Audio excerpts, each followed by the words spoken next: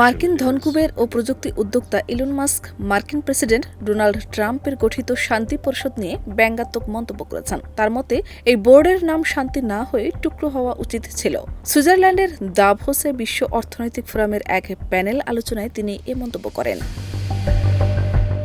আলোচনায় ব্ল্যাকরকের প্রধান নির্বাহী ল্যারি ফিঙ্গের সঙ্গে অংশ নিয়ে মাস্ক বলেন, আমি যখন শান্তি সম্মেলনের কথা শুনলাম তখন ভাবলাম এটা কি সত্যি শান্তি নিয়ে, নাকি গ্রিনল্যান্ডের ছোট একটা অংশ বা ভেনেজুয়েলার কোনো টুকরো নিয়ে। তার এই মন্তব্যে উপস্থিত দর্শকদের মধ্যে মৃদু হাসির সৃষ্টি হয়। মাস্ক আরও বলেন, আমরা সবাই শান্তি চাই, তবে তার বক্তব্যে ট্রাম্প প্রশাসনের পররাষ্ট্র নীতির প্রতি ইঙ্গিতপূর্ণ সমালোচনাও ফুটে ওঠে।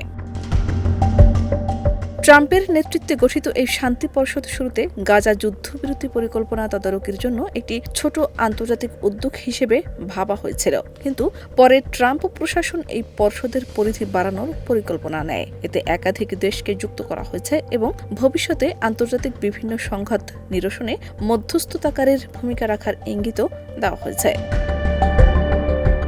ইলন মাস্ক সাধারণত ট্রাম্পের ঘনিষ্ঠ মিত্র হিসেবেই পরিচিত, তবে গত এক বছরে তাদের সম্পর্কের মধ্যে টানাপোড়েন দেখা গেছে। প্রকাশ্য মতবিরোধের পর আবার সম্পর্ক স্বাভাবিক হওয়ার মধ্যে মাস্কের এই মন্তব্য নতুন করে আলোচনার জন্ম দিয়েছে। শাহনাজ পারভীন, দেশ রূপান্তর।